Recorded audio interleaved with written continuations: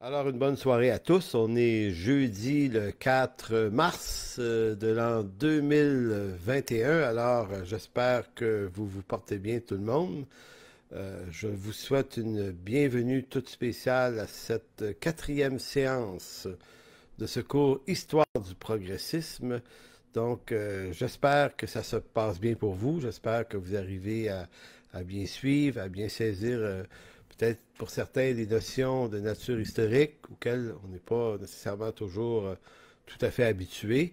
Donc, comme je le fais souvent, je vous encourage à persévérer. On se fait une tête avec ces expressions-là, puis à un moment donné, ce qui pouvait nous apparaître un peu plus complexe ou obscur ou inhabituel, ça finit par devenir quelque chose d'un peu plus simple. Et ça vaut la peine parce que quand on arrive à digérer ce langage-là, ce lexique-là, l'histoire, les périodes, les noms qu'on donne à ça, c'est très, très intéressant parce que c'est beaucoup de choses qu'on comprend à travers ce lexique-là. Donc, encore une fois, merci à tous. Euh, Ce soir, évidemment, comme je l'ai dit dans l'annonce, puis comme je l'ai dit la semaine passée, on va commencer à entrer dans toute la question de la franc-maçonnerie, son origine, son histoire, sa naissance, comment c'est arrivé, cette affaire-là. Évidemment, vous devez savoir que c'est probablement une des institutions les plus anciennes du monde sous l'angle philosophique du terme, c'est que on date la franc-maçonnerie dans sa version moderne, qu'on dit aussi version franc-maçonnerie spéculative. On l'a fait naître en 1717, assez précisément cette année-là. Donc, ça fait en quelque sorte 304, 305 ans que ça existe. C'est quand même une vieille institution. C'est probablement la plus ancienne institution du genre, donc genre de société que certains appellent secrète, mais on devrait plutôt dire discrète, puisque les francs-maçons ont des loges qui sont situées dans nos villes, on les voit, elles sont nommées, elles ne sont pas cachées. Mais ça reste un lieu où n'importe qui ne peut pas entrer. Donc, qu'est-ce que c'est que cette affaire-là? Et la seule institution qui a plus d'âge qu'elle, dans ce genre d'institution, c'est-à-dire de lieu de rassemblement où des gens vont réfléchir, partager des idées ensemble, ben, c'est l'Église qui a 2000 ans. Donc, l'Église est quand même beaucoup plus ancienne que la franc-maçonnerie. Donc, ce soir, on va voir la franc-maçonnerie, excusez-moi. Bon, on va voir évidemment la franc-maçonnerie, mais juste avant, on va quand même s'intéresser à deux autres sujets qui contextualisent l'étude que je vais faire sur la franc-maçonnerie, qui commence ce soir, puis qui va continuer la semaine prochaine. D'ailleurs, j'ai dû hésiter beaucoup à savoir combien de temps j'allais réserver à la franc-maçonnerie, jusqu'à quel point c'était si important que ça. Et j'aurais pu le faire en 1 heure, ça aurait été difficile. Donc, j'accorde peut-être 1 heure et demie à ça parce que c'est important, la franc-maçonnerie, mais c'est surtout important de décrypter ce que c'est parce que chez les chrétiens, ça occupe, pour ceux qui s'intéressent à tous les mouvements un peu obscurs qu'il y a eu là, chez les chrétiens, c'est quelque chose d'extrêmement redouté, la franc-maçonnerie. Fait que pour cette raison-là, je me dis, il faut que je prenne le temps de bien expliquer de quoi il relève, de quoi ça relève exactement. Donc, les trois sujets de ce soir vont comme ceci. D'abord, dans la première partie, là, on est à peu près 1 heure ensemble, donc le premier 20 minutes environ, là, le premier thème, ça va être parler dans la vérité, une nécessité incontournable. Euh, je vais vous expliquer pourquoi tout à l'heure ce sujet-là est important. Deuxième point, on va parler de l'imprimature et la littérature au 18e siècle. Et le troisième point, ben, origine et naissance de la franc-maçonnerie. Et pourquoi les deux autres sujets viennent avant? C'est parce que ces deux sujets-là vont permettre de comprendre l'existence de l'imprimerie, puis vont nous placer dans une posture pour bien comprendre la réalité de la franc-maçonnerie, ce que c'est et ce que c'est pas. Donc, allons-y dès maintenant avec le premier sous-thème qui devance notre étude de la franc-maçonnerie, qui s'intitule Parler avec vérité ou parler dans la vérité, nécessité incontournable pour les chrétiens.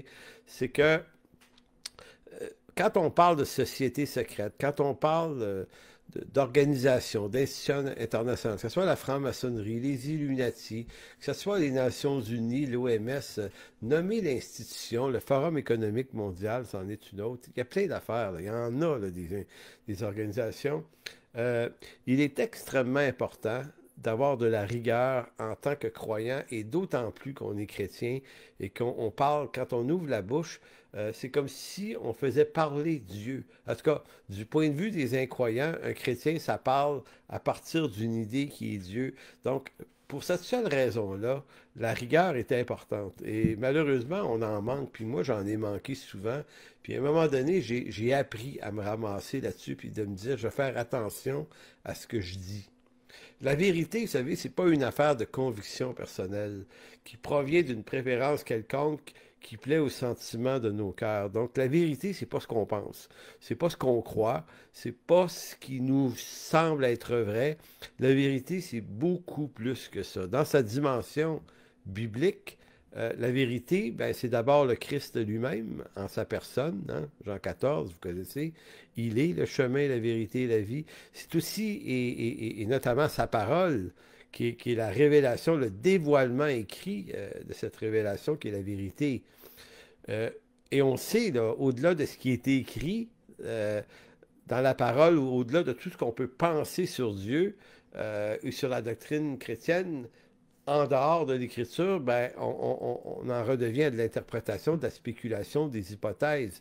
Donc, on ne met pas sur un plan égal ce qu'on pense de la vérité et la vérité biblique. Si même on est hyper convaincu de quelque chose, ça n'a pas d'égal avec ce qu'on conçoit être la vérité à partir de l'écriture. Donc, quand on est chrétien, on a déjà cette prudence-là. On se dit, OK, l'écriture, là, c'est un livre, c'est dans ça la vérité.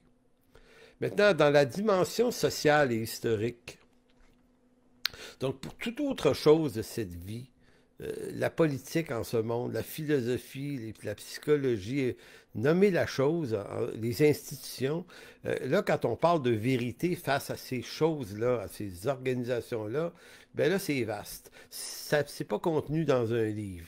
Là, ça demande de la rigueur, ça demande de la recherche. Et cette année, de la rigueur, je pense qu'il y en a beaucoup manqué. Beaucoup de gens se sont tournés du côté de certaines, toutes sortes de théories, juste allant jusqu'au complotisme, pour imaginer des scénarios sur ce qui est en train de se passer avec la COVID-19. Beaucoup, chrétiens, évidemment, ont, dans les derniers mois, abandonné cette thèse-là, mais d'autres sont encore là. Je reçois régulièrement des messages en disant, ce qui est vrai, là, c'est qu'il va arriver ça, puis il va arriver ça, puis le vaccin, ça veut dire ci, puis le Forum économique mondial, ça veut dire ça, puis ça, puis ça, puis ça. Puis là, j'entends des gens parler avec une assurance, là. C'est ça qui est la vérité. Et je me suis même fait traiter de démoniaque parce que j'adhérais pas à ces vérités-là, et je n'adhérerai pas à ce type de vérités-là qui sont des montages plus ou moins probables. Donc la vérité, c'est pas nos montages, c'est pas ce qu'on en pense, et notamment sur le plan social, sur le plan historique, la vérité, autant qu'on puisse la saisir, doit reposer sur des sources documentaires fiables et solidement éprouvées. Jamais la rumeur, le présupposé, les bons sentiments personnels n'entrent dans la composition de ce qui est vrai. Maintenant, dans ces domaines-là, la vérité a toujours une part de relativité. Cependant, on peut s'approcher et comprendre ce que sont certaines organisations. On peut, et la façon honnête de le faire, c'est de savoir éprouver ce qui nous semble vrai ou faux. Donc, on ne peut pas faire que des recherches sur une institution en allant fouiller juste dans ses angles négatifs ou tout ce qu'on peut en dire de mal. C'est de très mauvais goût. On ne veut pas se faire ça nous-mêmes, donc il n'y a aucune raison qu'on le fasse aux autres, quel que soit le nom de l'organisation. Vous savez, il y a une femme dans notre église qui s'appelle Denise. Il y a beaucoup de Denise dans notre église, mais il y en a une en particulier qui va se reconnaître, qui, elle, nous disait à un moment donné qu'elle avait appris à être curieuse.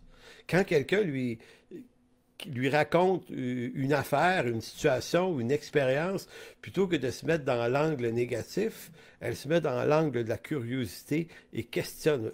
Elle va dire, ben, explique-moi ce que tu crois. Pourquoi tu crois ça?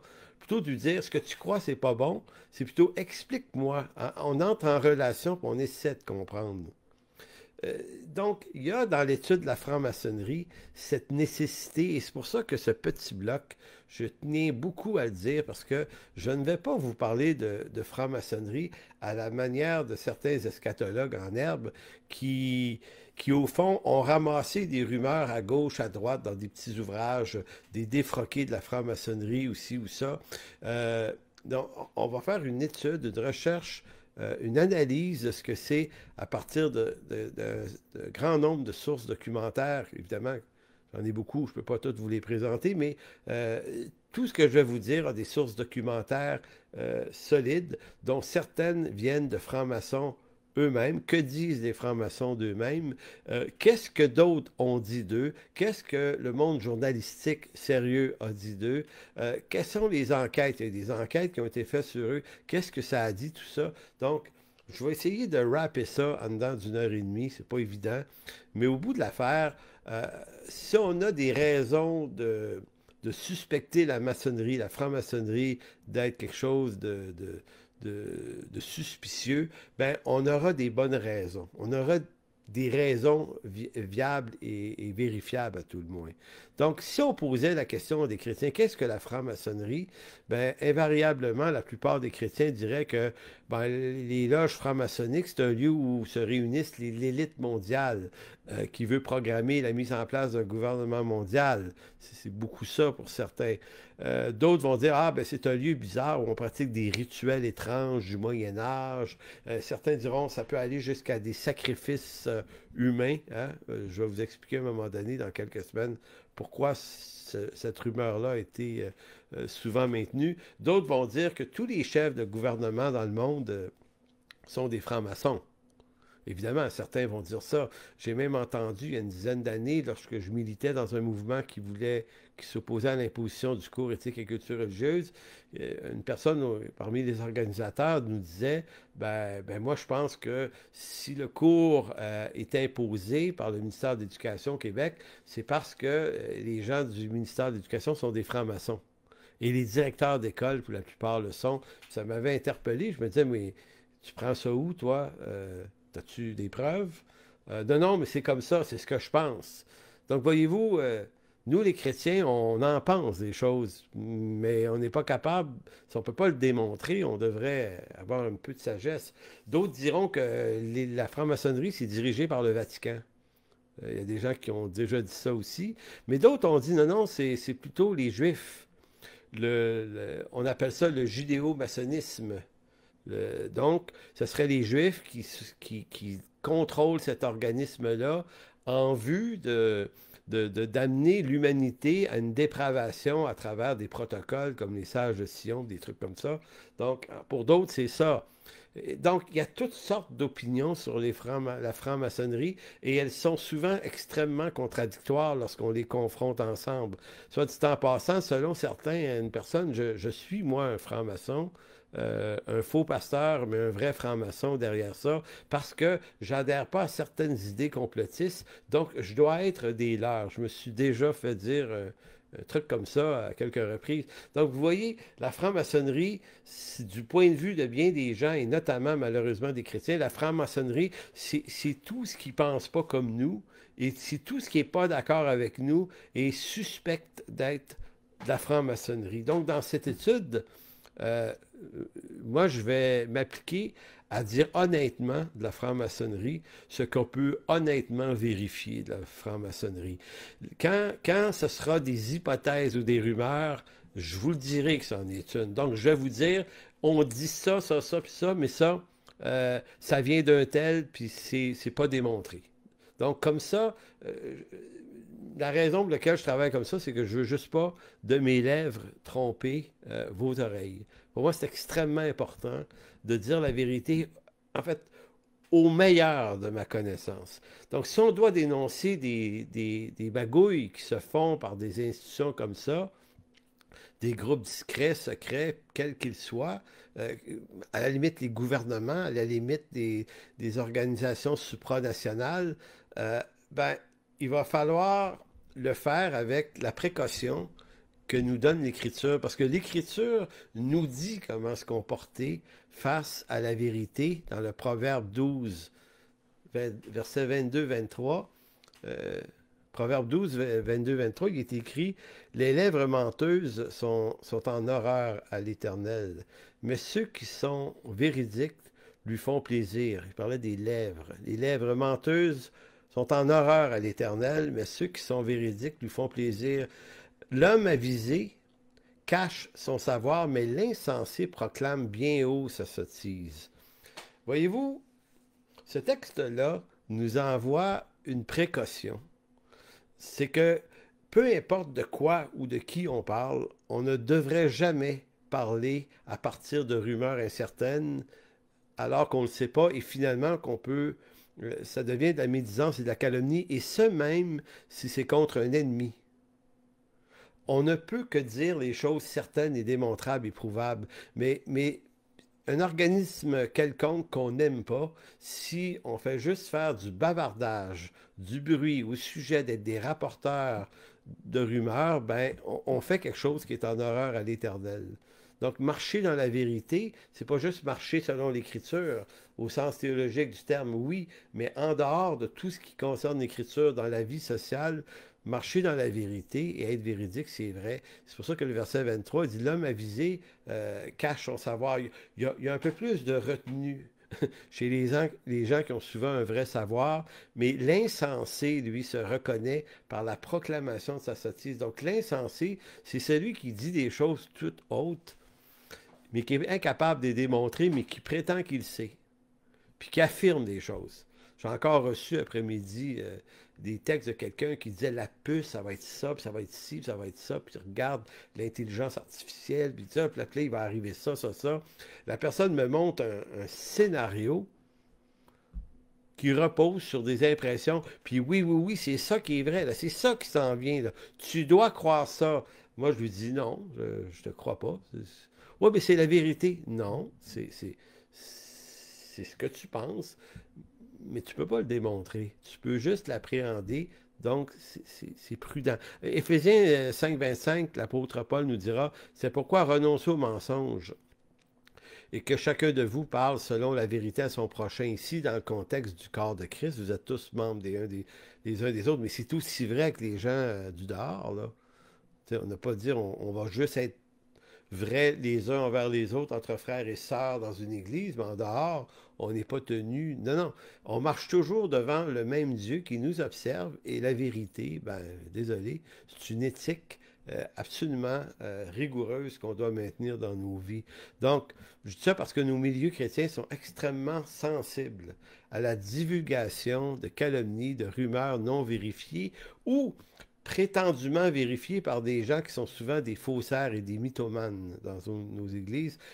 Dans nos églises ou dans nos milieux, moi j'ai déjà vu un gars qui se prétendait avoir été l'assistant du pape Jean-Paul II, un Québécois, qui disait avoir fait un paquet de choses au Vatican, travaillé dans l'ombre, avoir été évêque d'un évêché en Amérique du Sud. Bref, c'était incroyable la quantité de choses qu'il nous disait.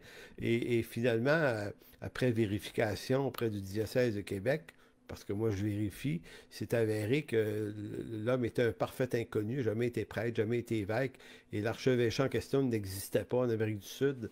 Donc, mais ce qui était surprenant, c'était de voir que tous les chrétiens qui assistaient à ces présentations étaient bouche bée, ils croyaient ça, ils buvaient ses paroles, parce que lui leur parlait contre les catholiques. Donc ça, on aime entendre parler contre les catholiques, donc on devient subjugué par la négativité, puis on prend tout pour du cash, alors que l'ensemble de ce que cet homme-là avait dit ce matin-là était faux. Donc, on doit marcher dans la vérité.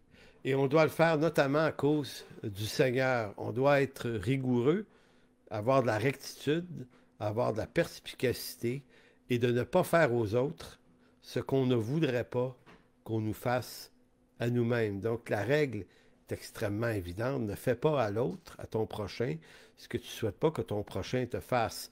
Je vais vous donner un exemple.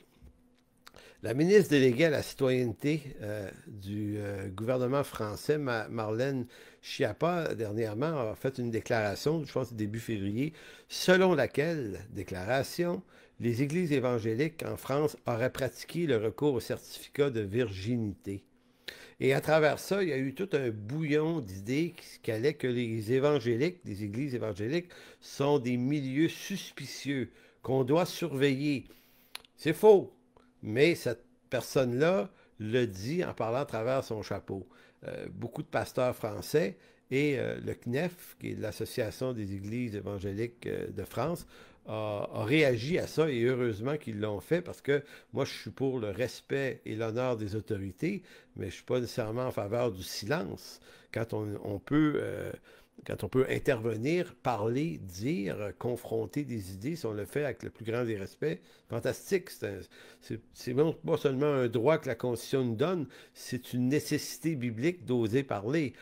Et ils l'ont bien fait d'ailleurs pour résister à cette déclaration-là. Maintenant, j'utilise cet exemple-là pour montrer que ça nous indigne hein, quand une personne comme ça, personnalité publique, ou un média choisit de lancer un truc à notre sujet qui est faux. Ça nous dérange. Moi, ça m'est arrivé au Saguenay, on avait acheté une bâtisse en 2005 et il y avait un journaliste du coin qui s'était mis à parler des évangéliques, donc de notre église.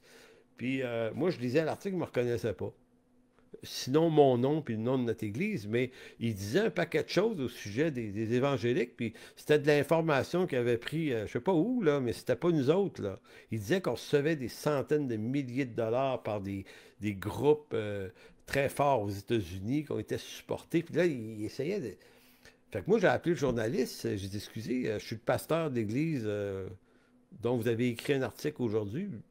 J'ai dit, vous auriez peut-être dû m'en parler avant parce que je vous aurais donné une information plus juste. Je suis capable de vivre avec ce qu'on est vraiment, euh, mais quand c'est mensonger. Donc, ça m'avait beaucoup agacé et ça m'avait parlé, ça, parce que je m'étais dit, moi, j'aime pas ça qu'on dise des choses à peu près pas vraies à mon sujet puis de mon église. Donc, est-ce que j'ai pas, je devrais pas avoir la même précaution envers quiconque de la société? Eh bien, oui. Donc, on a cette fâcheuse habitude, je pense, de regarder toute forme d'organisation et d'institution non chrétienne à travers une lunette négative. Euh, et donc, comme si on était un petit peu, là, nous les chrétiens, là, au-dessus de la mêlée, voyez-vous? Comme si on pouvait, nous, se permettre, parce qu'on marche dans la vérité biblique, on se dirait, ben, on peut juger de ce qui se passe avec un jugement gros de même, mais sans analyse, sans nuance, sans vérifier les sources de ce qu'on affirme. Donc, c'est extrêmement important de retenir. C'était le premier bloc que je voulais vraiment dire en premier. Un dernier détail là-dessus. C'est un souvenir qui me revient en 1990 ou 91. À l'époque, à chaque année, j'allais dans une convention aux États-Unis, à Baltimore, grosse convention missionnaire. Puis il y avait des gens de partout dans le monde qui étaient là, des chrétiens. C'était vraiment le fun, là. Puis un midi, on se retrouve avec des gens. Je me souviens plus c'était qui, mais il y avait une femme avec qui je me mets à parler de la doctrine de l'évolution de Darwin. Évidemment, moi, je ne suis pas un darwiniste, je suis un créationniste biblique, évidemment, mais sauf que je m'intéresse à Darwin beaucoup depuis longtemps euh, parce que je ne suis pas d'accord avec le darwinisme, mais en même temps, je ne savais pas ce que c'était exactement. Fait en discutant avec cette personne-là, je lui dis oui, mais elle disait que c'est le darwinisme, c'était une doctrine de démon, puis tu sais, il y en avait, là, c'était vraiment anti-Dieu, puis anti-plein d'affaires. Probablement pas tout à fait faux, mais sauf que tu dis, mais est-ce que vous avez lu le livre de Charles Darwin publié en 1859? Euh, Puis là, le livre avait même pas l'air au courant que le monsieur avait publié un livre en 1859 qui s'appelle L'origine des espèces par le moyen de la sélection naturelle. Et là, plus je lui posais des questions sur d'où lui venait son désaccord, ben plus je voyais que c'était le vide. Elle n'avait aucune idée pourquoi elle n'était pas d'accord, mais elle était convaincue de ne pas être d'accord. Et moi, je m'étais dit, OK, je comprends que comme croyant, on va être en désaccord avec cette doctrine-là, mais est-ce qu'on a le droit de l'affirmer haut et fort et en jugeant la chose et l'homme, en le qualifiant de plein de trucs démoniaques, pas très gentils, alors qu'on sait absolument rien du type en question? Et ça m'avait interpellé, puis je m'étais dit, OK, je veux faire attention, moi, à ça, parce que ça n'a pas l'air brillant de juger des choses qu'on ne connaît pas bien. Donc, en marche vers le progrès, 18e siècle, ça a été la naissance de la franc-maçonnerie. Et comme je vous l'ai dit, on va en parler avec le plus de justesse possible. Donc, commençons en disant ceci, au 18e siècle, c'est celui où les forces de résistance euh, et de changement, euh, si on veut, s'agglutinent. On a vu que l'imprimerie s'était inventée 3 siècles avant, donc la diffusion littéraire est très très forte au 18e siècle.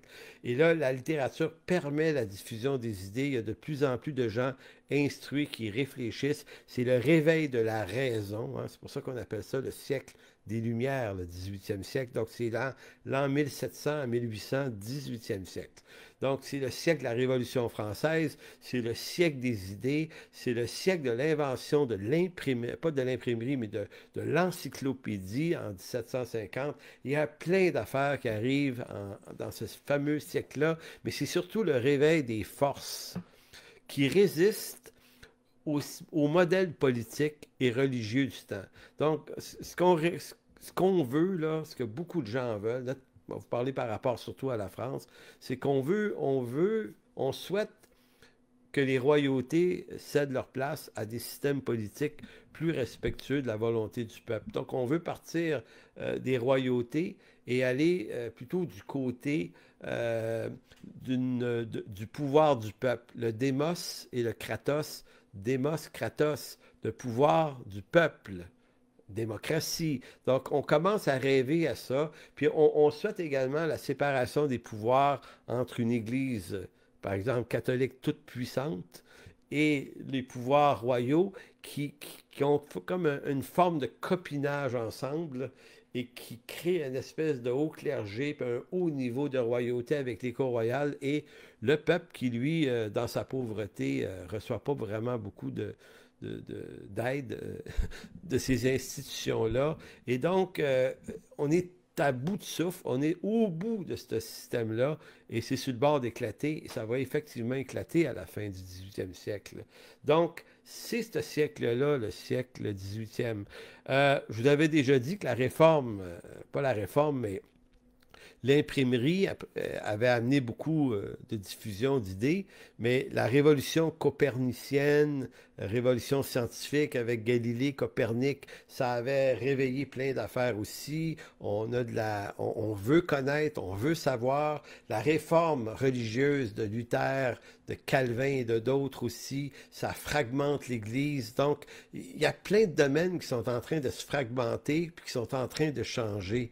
Donc, évidemment, on est en plein progrès. Histoire du progressisme, on est en plein progrès.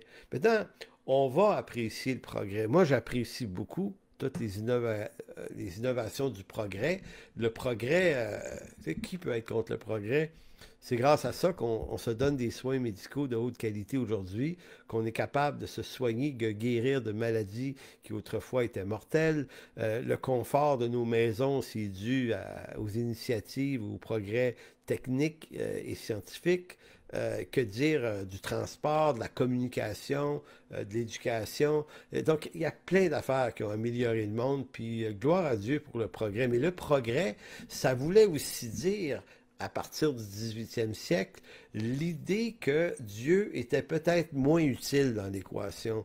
Donc, à mesure que le progrès progresse, on peut dire, il y a des gens, c'est pas le progrès qui provoque ce problème-là, c'est des personnes qui commencent à développer une ouverture vers des formes d'incroyance, d'agnosticisme, d'athéisme, et qui commencent à remettre en question l'idée d'un Dieu pour toutes sortes de raisons, mais notamment parce que le progrès permet de percer les mystères de la nature, notamment. On comprend un peu plus les mécanismes de l'univers qui étaient incompréhensibles avant, les mécanismes infiniment petits par les microscopes, on commence à comprendre plus de choses. Et là, c'est comme si des hommes se disent, mais ma foi, c'est pas si mystérieux que ça, la vie. On est capable de comprendre, notre raison est capable de se faire une idée. On n'a plus besoin nécessairement, ou est-ce qu'on a vraiment besoin encore d'une référence à un Dieu pour expliquer l'inexplicable? Donc, cette idée-là, c'est aussi une idée qui fait partie du progrès. C'est celle que, comme croyant, on aime moins, évidemment, parce qu'elle a progressé beaucoup, cette idée-là, et elle explique pourquoi aujourd'hui, le nombre de croyants, écoutez, au 18e siècle, presque 100% des gens sont des chrétiens en Occident. Euh, En 2021, au-delà de... Il y a combien de gens qui vont à l'église le dimanche là, en Occident maintenant? Là? Écoutez, 10-15%. Donc la différence est catastrophiquement différente. Donc le progrès, et ça c'est beaucoup ce à quoi on va s'intéresser durant les prochaines séances, comment ce progrès-là a progressé pour renverser la foi, en tout cas une certaine version de la foi.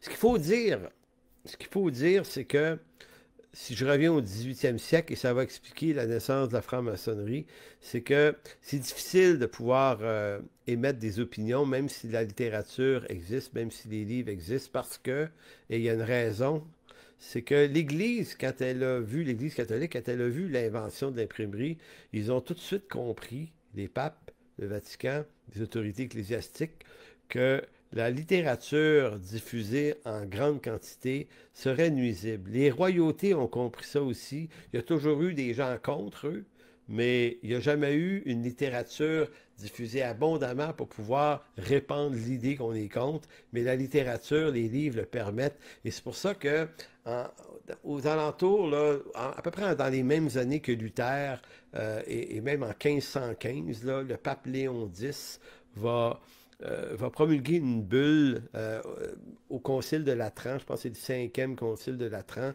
dans lequel on va émettre une idée assez particulière qui va être renforcée par la suite. C'est que bien que la littérature permet la bonne doctrine chrétienne, on s'en méfie car c'est aussi un moyen de partager l'erreur et de permettre à tout un chacun de parler contre l'Église et contre ses dirigeants. Voyez-vous, c'est dérangeant. Donc, pour empêcher que ça arrive, on va promulguer l'idée, on va prévoir ce qu'on appelle l'imprimature. L'imprimature de l'Église catholique, qui prévoit que tout livre qui doit être imprimé va devoir passer par l'examen d'un expert, qui doit être nommé par un évêque ou par un inquisiteur de diocèse.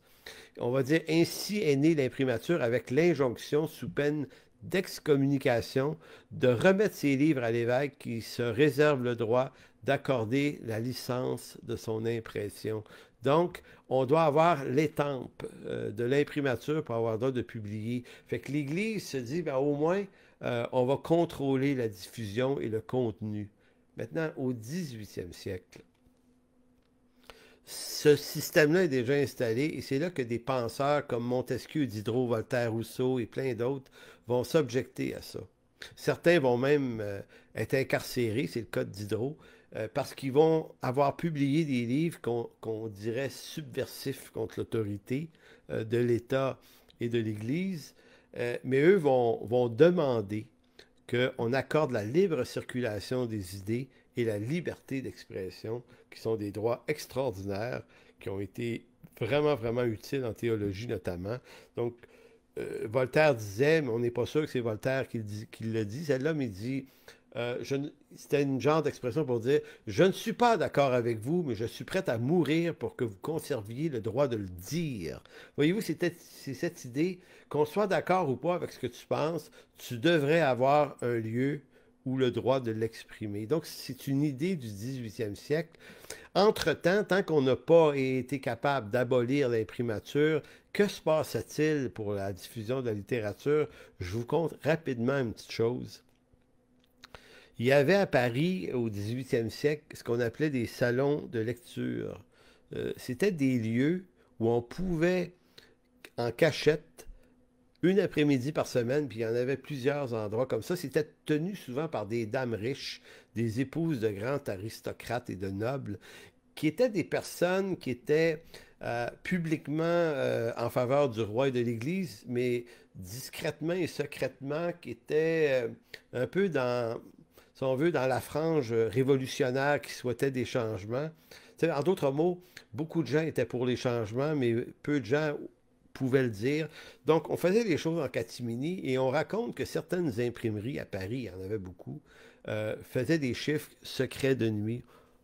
on laissait toutes les chandelles fermées, puis on imprimait à la cachette des livres qui n'avaient pas l'imprimature.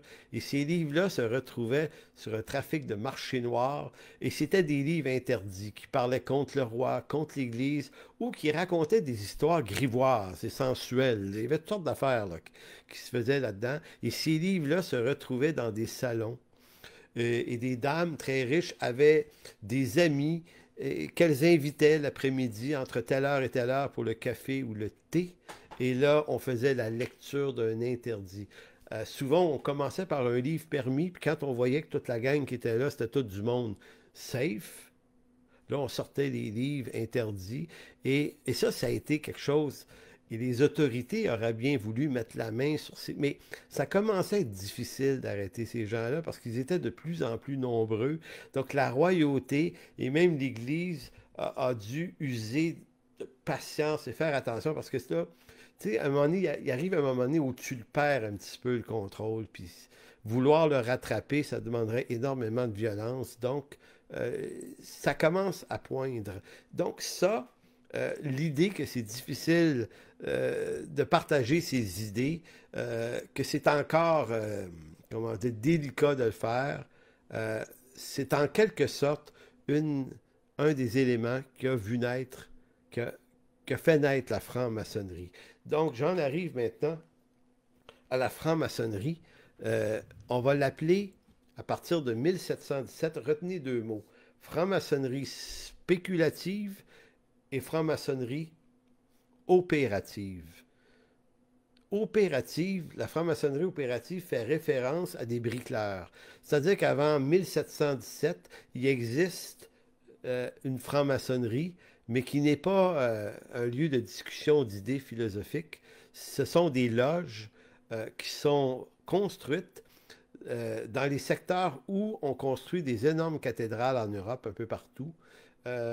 Des cathédrales, mais des châteaux, des méga constructions qui prennent des dizaines et voire des cinquantaines d'années. Certaines cathédrales ont pris 150 ans à construire. Et là, on établissait une école. C'était gros, là, une loge maçonnique. Parce que les bricoleurs, ils vivaient, parce qu'ils ne pouvaient pas, pour la plupart, retourner chez eux. Ils restaient loin. Donc, pendant des mois et des mois, ils logent, ils dorment là, ils vivent là, ils se lavent là. C'est une école. On apprend les métiers du bricoleur, le maçon. Et il y a des cours de mathématiques, de trigonométrie dans ça. C'est de l'architecture, c'est de l'ingénierie pour ce qu'on en connaissait à l'époque. Voyez-vous, construire les cathédrales qui sont là en Espagne, en France, en Allemagne là, et en Italie. Si vous allez voir des photos des grandes cathédrales, vous allez voir la complexité architecturale de ces monuments-là. Donc, ça demandait un très, très haut savoir. Donc, jusqu'à 1717, ces loges existent depuis des siècles déjà et elles ont comme une espèce de contrat social particulier qui veut que c'est un métier tellement prisé et tellement privé qu'on obtient le droit que seulement des maçons aient le droit de loger dans les loges. Donc personne d'autre peut mettre les pieds là. Euh, Personne, même parmi les autorités royales ou ecclésiales, n'entre pas dans une loge qui veut, à moins d'être invité par le maître, le grand maître, le vénérable, le chef de la loge. Et c'est tellement fermé qu'on a même, ce sont tous des croyants à l'époque, on a même des messes dans les loges. Il y a des lieux de culte dans ces endroits-là, parce qu'ils sont quand même des fois des centaines à vivre là. Et un prêtre peut venir une fois par semaine, il doit devenir un franc-maçon.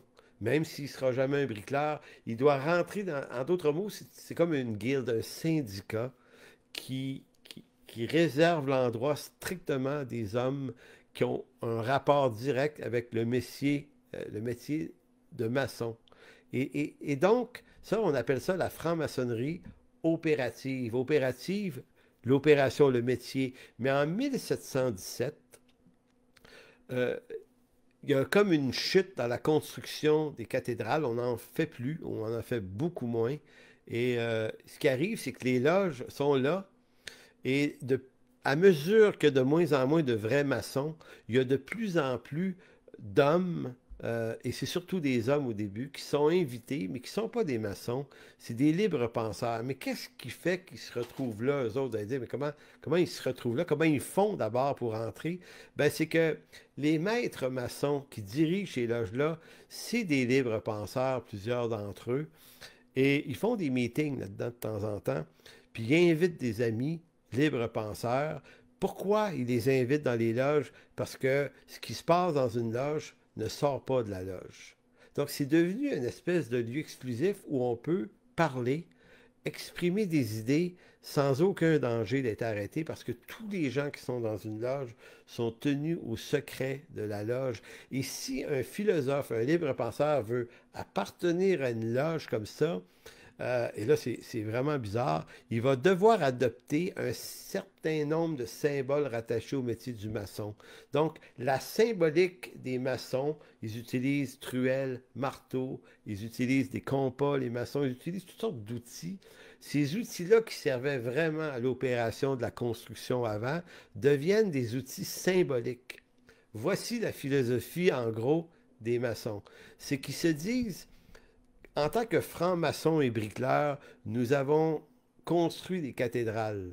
Ce que nous faisions, c'est que nous étions qu'un maillon dans la longue série de maçons qui allaient passer si une cathédrale devait prendre un siècle. On savait que on n'allait pas voir la finalité de la construction, mais on allait au moins avoir participé à sa construction. Donc, les hommes de ce temps-là ne pensent pas comme nous. Nous, là, si on a un projet, on fait un projet à vue d'homme. On veut le voir se réaliser, le projet. Mais ces gens-là ne pensent pas comme ça. Ils pensent à faire partie d'une étape de la construction et il y a quelque chose de presque mystérieux, de religieux, de métaphysique dans ça. Et ils sont gagnés à cette idée-là. Maintenant, les nouveaux maçons, c'est-à-dire les penseurs, les libres penseurs, les mécréants rebelles instruits qui veulent, vont adopter la même posture, mais ils vont traduire cet effort-là de la façon suivante. Ils vont dire de la même façon qu'un franc-maçon de métier construisait à long terme un projet, nous, notre projet, c'est de construire une cathédrale d'un monde meilleur pour l'avenir. Donc, tout devient symbolique. Donc, c'est par chaque brique de cette construction-là, ce sont des idées qu'on amène. Donc, nous, les francs-maçons, nous construisons maintenant un monde meilleur et ils vont garder la symbolique de tous les outils du maçon charpentier. Puis ils vont garder les costumes, ils vont garder les petites pochettes, ils vont tout ritualiser ça pour... Et donc, quand on veut devenir un franc-maçon après 1717, on doit adopter la posture, le vêtement, le langage, le rituel, même si on ne construira jamais rien de ses propres mains, mais sinon un monde meilleur. Et c'est ce qu'on a appelé la franc-maçonnerie spéculative. Donc, je répète, opérative, c'était le métier, spéculative, c'est philosophique. C'est donc né dans le courant de ce 18e siècle-là, la franc-maçonnerie spéculative, parce qu'on réunit des gens qui spéculent, en quelque sorte. Maintenant, que vont dire les francs-maçons d'eux-mêmes? Hein? J'ai des ouvrages, d'eux, que je me suis procuré il y a une vingtaine d'années. Puis je m'étais dit, démarche honnête, demandons-leur qu'est-ce qu'eux disent d'eux-mêmes. Voici, j'ai copié, résumé 8 articles sur ce qu'eux déclarent d'eux-mêmes. Le premier, c'est la franc-maçonnerie est une fraternité d'hommes et de femmes liés par le serment, organisée sur la base des guildes médiévales d'artisans maçons. Guilde veut dire là, genre syndicat. Là. Donc, organisé sur la base des syndicats médiévaux ou médiévales d'artisans maçons. Donc, vous le voyez, ils reprennent la forme, mais ritualisée. Deuxième point, la franc-maçonnerie enseigne les vertus morales et sociales en s'appuyant sur le symbolisme des outils et le langage du métier des anciens bâtisseurs de cathédrales et se sert de l'analogie de la construction d'un bâtiment comme symbole d'un développement à la fois personnel, hein, ils se bâtissent eux-mêmes, mais ils bâtissent en communauté un monde Ils veulent construire un monde meilleur. Troisième point, les maçons s'obligent à l'amour fraternel, à l'assistance mutuelle, à l'égalité, au secret et à la confiance réciproque. C'est-à-dire que il y a quelque chose de secret dans ce qu'ils sont. Un maçon, un franc-maçon, n'a jamais le droit de divulguer le nom d'un autre membre d'une loge franc-maçonne. Sous, sous, sous, Sous menace d'être expulsé, littéralement. Là. Donc, un franc-maçon a le droit de se dévoiler lui-même comme un franc-maçon. Il peut le dire à qui il veut qu'il est un franc-maçon, mais il n'a pas le droit de dire qui sont les autres francs-maçons. Les maçons, quatrième point, ont des méthodes secrètes pour se reconnaître entre eux, telles des poignées de main, des signes, des mots de passe et ainsi de suite. Donc, ils se sont donné des symboles. Donc, si un maçon du Canada, du Québec, s'en va aux États-Unis, puis il voit une loge, puis il veut participer, ben, il va se faire reconnaître, non pas en disant « je suis un franc-maçon », non, mais c'est par des signes, des symboles, des mots de passe. Et eux, là-bas, ont les mêmes signes. Ils ont tous les mêmes signes, donc ils sont capables de dire « OK, lui, c'est un franc-maçon ». Puis les signes peuvent le faire reconnaître par rapport à son grade, parce que dans la franc-maçonnerie, on peut être un simple franc-maçon, mais on peut être un maître, on peut être un vénérable, et puis il y a des grades là-dedans. Donc, chaque grade possède ses signaux. Cinquième point, les maçons se réunissent dans des loges dirigées par un vénérable, assisté par deux surveillants et dans lequel les candidats jugés aptes sont admis au moyen de cérémonies rituelles secrètes basées sur les légendes des anciennes guildes. Donc, qu'est-ce que ça veut dire? Ça, c'est que avant que la franc-maçonnerie devienne spéculative en 1717, il y avait des rituels religieux et symboliques aussi autour des hommes de métier, des serments de l'épée. Vous savez, on est dans le Moyen Âge et puis il y a toutes sortes de rituels. Donc, on a gardé ces rituels-là par la suite. Soit dit en passant, on ne décide pas de devenir un franc-maçon, on doit être repêché ou utiliser le mot coopté. C'est-à-dire que vous pouvez recevoir une offre de devenir un franc-maçon par un franc-maçon qui vous observe et qui se dit, lui, là, il fit bien dans le milieu franc-maçon, ses idées, sa façon d'être, sa respectabilité, parce qu'on ne prend pas n'importe qui, on prend des gens qui ont de la classe, qui ont de l'élégance, qui ont des idées, donc c'est pas n'importe qui rentre là. Donc vous pouvez recevoir un offre d'assister à des rencontres franc-maçonniques et d'en devenir un. C'est possible. La franc-maçonnerie n'est pas une religion, ça c'est le sixième point, elle n'a pas de dogme religieux que ses membres doivent absolument accepter. Les maçons doivent simplement, dans certains cas, en tout cas, croire à l'existence d'un principe créateur, quelle que soit l'entité que représente pour eux cette idée. J'expliquerai tout à l'heure qu'est-ce que ça peut vouloir dire. Septième point, la franc-maçonnerie n'est pas une science, mais elle enseigne à ses membres la valeur du travail, la rectitude, de l'étude, de l'expérience personnelle. Elle encourage les maçons à être des hommes qui réfléchissent par eux-mêmes et qui ne se laissent pas imposer les idées ou à qui on ne dit pas comment penser. Donc la liberté de penser, liberté d'expression, valeur très forte chez les francs-maçons. Huitième et dernier point, la franc-maçonnerie apprend aux maçons à être des êtres tolérants à l'égard des autres et aussi des croyances des autres, à considérer tout homme comme égal, méritant à la fois leur respect et leur aide. Fait que raconter comme ça, vous vous direz, ben, ma foi, c'est pas si rébarbatif que ça. Maintenant, effectivement, la franc-maçonnerie est la description qui est faite là est une description, ma foi, honnête, parce que quand on s'intéresse à eux, puis qu'on regarde les dossiers, les analyses sérieuses qui ont été faites par des gens qui n'étaient pas des francs-maçons, mais qui s'intéressaient à eux, on arrive à peu près à cette description-là. Maintenant, la question, c'est de quoi jase-t-on maintenant dans une loge franc-maçonne? Eh bien, ça, c'est une autre affaire. On verra ça plus tard. Faut-il craindre ou non les francs-maçons? Je vais vous donner quelques chiffres statistiques les concernant. On raconte qu'actuellement, ils sont probablement entre 2 et 4 millions dans le monde, répartis davantage dans les pays occidentaux. Donc, vous n'avez pas ça bien gros là, en Afrique, en Asie, dans le monde arabe. Pas bien, ben. C'est vraiment un trip très occidental. Ça ne veut pas dire qu'il n'y a pas des loges partout dans le monde. Ça veut dire qu'elles sont surtout logées en Occident et le 2 tiers des loges franc-maçonniques se retrouvent dans des pays anglo-saxons. Donc c'est Angleterre, États-Unis en très très grande quantité. Et dans les pays du Commonwealth britannique, c'est assez répandu aussi. Mais c'est un trip assez british en partant. Mais il y a une version française, on verra ça un petit peu plus tard.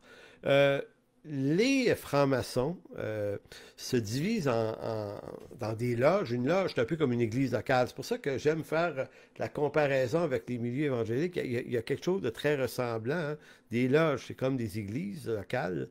Puis chaque église, ben, chaque loge appartient à une obédience. Il y a comme dans le monde maçonnique des dénominations, appelons ça de même. Et donc, il n'y a pas d'unité homogène dans la franc-maçonnerie, bien qu'il y a une ressemblance. C'est un peu comme les chrétiens, hein? Il y a différentes dénominations, mais on lit tous la Bible. Mais on ne fait pas dire à la Bible toute la même chose. Puis on n'a pas des pratiques d'usage exactement pareilles, mais ça s'appelle toujours une église où on se réunit. Puis il y a quand même toujours des chants. Puis comprenez-vous, il y a énormément de similitudes, mais les similitudes ne signifient pas qu'on est unis. Tout à fait. Ben, la franc-maçonnerie est malheureusement pour eux, malheureusement pour les chrétiens aussi, est quand même très fragmentée. Il y a, d'une part, en Écosse, en Angleterre, une forme de franc-maçonnerie. D'ailleurs, c'est le berceau de la franc-maçonnerie. Euh, il y a chez les Britanniques, chez les anglophones, l'idée d'un Dieu créateur. Pour les anglophones, cette réalité-là est demeurée. On l'appelle le grand architecte de l'univers, on ne l'appelle pas nécessairement Dieu, parce que je vous explique qu'en 1717, ceux qui composent, qui occupent les loges, sont presque à 100% des chrétiens. Il y a même des loges qui ne veulent pas dater.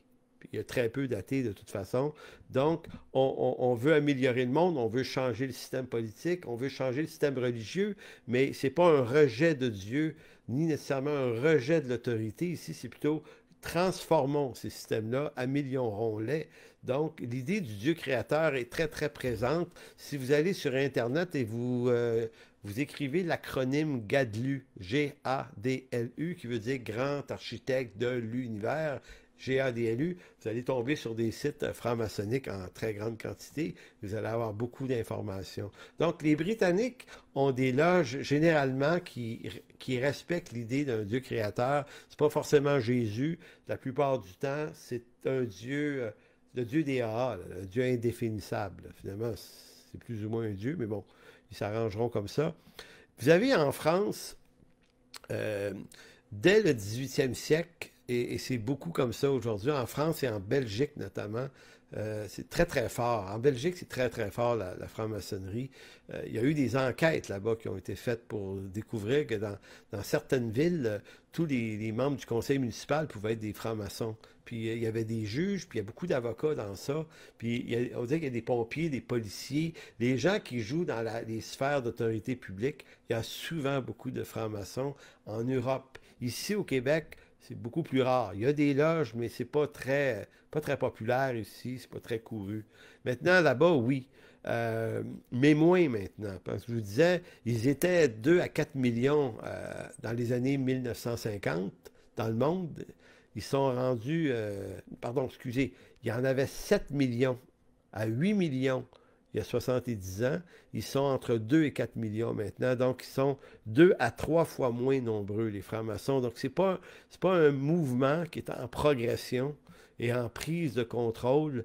Et la raison, c'est une hypothèse que j'émets, qu'est-ce qui fait que c'est moins couru qu'avant? Ben, c'est parce que au départ, les idées qui étaient discutées dans les loges ne pouvaient pas être discutées sur la place publique. Donc, c'était populaire, puis c'était attirant de pouvoir être dans un lieu où on se parle de choses qu'on ne se parlera pas ailleurs. Sauf que le temps a passé qui fait que ce dont on se parlait dans les loges est devenu possible d'en parler dans les années 60, 70, 80, là, il y a 30-40 ans, là, parler d'avortement, d'homosexualité, d'idées très, très de la gauche libérale, parce que c'est beaucoup ce que sont devenus les francs-maçons, ben, n'as pas besoin de t'enfermer d'une loge pour parler de ça. Tu peux en parler librement partout, même à la télévision. Donc, ça peut expliquer pourquoi la franc-maçonnerie est en perte de vitesse aujourd'hui. Donc, la franc-maçonnerie française, belge, suisse, je ne sais pas trop, mais dans ces pays-là, on a développé une franc-maçonnerie adogmatique. Adogmatique, ça veut dire athée. Donc, chez les Français, les francophones, les francs-maçonneries sont sans Dieu, adogmatiques. Donc, voilà pour ça. Maintenant, allons un petit peu, encore un peu plus creux, dans l'origine de la franc-maçonnerie. Il y a quelque chose de folklorique. Là, je vous ai dit qu'en 1717, je viens de vous expliquer en gros ce qu'était la franc-maçonnerie depuis 1717. Maintenant, je vais vous parler un petit peu des rumeurs, du folklore de avant 1717. Donc, l'origine de la franc-maçonnerie est entourée d'un mystère alimenté par les frères maçons eux-mêmes. Il va falloir comprendre, si on veut comprendre la franc-maçonnerie, qu'ils aiment s'entourer d'une quantité de mystères auxquels ils ne croient pas nécessairement littéralement. Mais être franc-maçon, on fait partie d'un monde de rituels et de symboles. Donc, que l'histoire très lointaine du passé soit vraie ou pas vraie, c'est pas très important. C'est que c'est le jeu. Tu sais, ça fait penser un peu des fois à des hommes, pas que des hommes, il y a ça ici au Québec, des gens qui tripent sur le monde médiéval et qui se font des week-ends médiévals dans des champs, dans des forêts quelque part, puis qui décident de retourner vivre dans ce temps-là, s'habiller, de revivre tout l'inconfort que c'était. Voyez-vous, on dirait que dans la franc-maçonnerie, c'est cette idée-là. On se replace dans une espèce d'ancien monde avec des traditions anciennes et on préserve les mystères, on préserve les folklores, les idées, puis on ne se soucie pas de savoir si elles sont vraies. C'est juste qu'on accepte que c'est comme ça que ça marche. Donc, les toutes premières discussions concernant les origines de la franc-maçonnerie tentaient de trouver elle tentait de se trouver des liens avec les religions très anciennes et mystérieuses. Donc, ils aimaient dire que la franc-maçonnerie remontait jusqu'au temps des pyramides. Tu sais, tous les cultes de Mithra, d'Élusis, ces divinités égyptiennes reprises par les Grecs et les Romains. Donc, on aime dire qu'on a une historique extrêmement loin.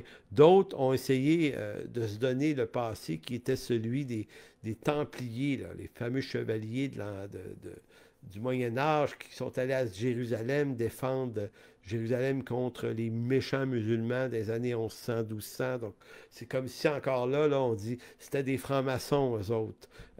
En fait, c'est pas vrai, mais dans le rituel et l'imaginaire franc-maçonnique, on se drape de ce genre d'histoire-là. En réalité, s'il existe un lien entre franc-maçonnerie moderne et une organisation plus ancienne, il faut seulement chercher du côté des bâtisseurs de cathédrales qui se réunissaient en corps de métier entre le 11e et le 16e siècle, période où on a construit en Europe beaucoup de cathédrales et de châteaux. Cette maçonnerie, à l'opposé de la franc-maçonnerie spéculative, était une franc-maçonnerie opérative à l'époque. Le premier mot, la première apparition du mot franc-maçon dans les lexiques anglais apparaît en 1376. C'est loin, là. On appelait ça des Freemasons, des sculpteurs de pierre, Freemason ou Freestone, qui voulait dire un maçon libre, donc un affranchi. Évidemment, l'étymologie du mot Freemason est encore sujet à des débats, paraît-il. De nombreux textes médiévaux attestent que l'organisation de ces corporations était en fait une corporation d'artisans de métier. Ceux-ci, sous la houlette d'un maître maçon qui prenait les nouveaux apprentis sous son aile, se réunissaient dans les loges adjacentes au chantier de construction, dans lesquelles ils travaillaient afin de partager les secrets de leur art. Les nouveaux venus, les jeunes maçons, restaient apprentis quelques années, le temps de faire preuve d'une grande loyauté envers le groupe et le maître de la loge et de leurs connaissances professionnelles. Donc, ils apprenaient tous les rudiments du métier. Puis quand un petit maçon était très bon, très fidèle, très habile, très loyal, bien, il pouvait monter d'un grade. Et s'il montait d'un grade, on lui apprenait les symboles du métier, mais aussi les symboles pour être reconnu au niveau de son grade, de telle sorte que si ce maçon décide de déménager dans une autre ville, s'il veut se trouver un emploi, sa carte de compétences qui n'existe pas, c'est les signes qu'il possède. Donc, il pouvait aller voir un maître de loge, puis lui dire, ben moi, je suis un maçon. Ah oui, comment tu nous le prouves? Et par un certain nombre de gestuels, le maître va dire, OK, c'est un vrai maçon. Il y a juste des maçons qui connaissent ces signes-là. Voyez-vous? Euh, écoutez, il y a des maçons, il y a des francs-maçons qui ont voulu également mêler la Bible à ça en introduisant tout ce qui est le personnage biblique de Hiram, de Tyr. Vous savez, ce personnage qui est un ouvrier qui avait été engagé dans le temps de Salomon pour la construction du temple. Donc, en d'autres mots, les francs-maçons tentent de mettre dans leur passé tout ce qui a été relié à des constructions de bâtiments, puisque forcément, tout franc-maçon dans l'histoire de l'humanité a nécessairement maîtrisé un certain nombre de rudiments du métier. Voyez-vous? Donc, écoutez, ça fait 1 heure qu'on se parle. Je vais m'interrompre là-dessus simplement en vous disant ceci. Qu'est-ce qui s'est passé en 1717? Pourquoi la corporation des travailleurs maçons, qu'on appelait des maçons opératifs, est devenue une franc-maçonnerie spéculative?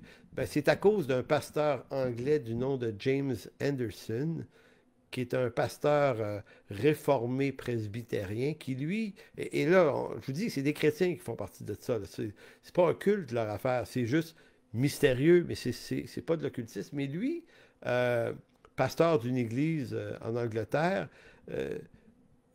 membre maçon d'une loge, te dit, mais il y a quelque chose qui ne fonctionne plus, c'est que il n'y a plus de métier, il n'y a plus de vrais maçons dans nos loges. Donc, il va falloir passer à autre chose, là. Il va falloir amener la franc-maçonnerie dans une nouvelle dimension.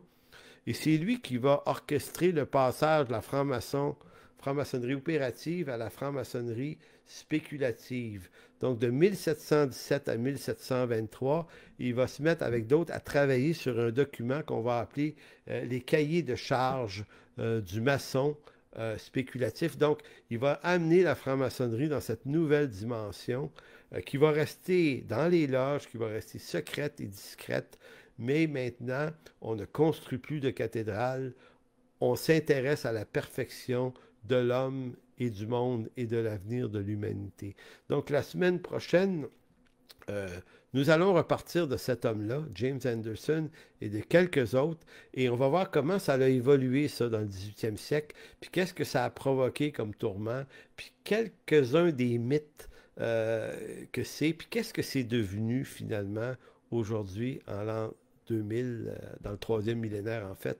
Donc, si ça vous intéresse, c'est ce que nous verrons, évidemment, la semaine prochaine, dans ce cours Histoire du progressisme. Donc, d'ici la semaine prochaine, ben, portez-vous bien, que Dieu vous bénisse.